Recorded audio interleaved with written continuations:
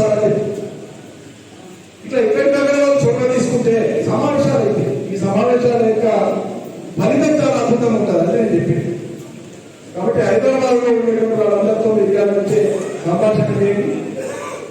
మనోళ్ళు వస్తే చాలు, మనోళ్ళు ఏకమైతే చాలు, ప్రజలు సంబంధంగా ఉన్నారు. ఇప్పటికిప్పుడు ఎన్నికలు జరిగితే తెలంగాణలో ఏ ఫలితాలు ఉన్నాయని ఇస్తే ఈ రోజు వారు మనకు పోయిన వారం చేసింది సార్ చెప్పిన అంశం చెప్తున్నాను.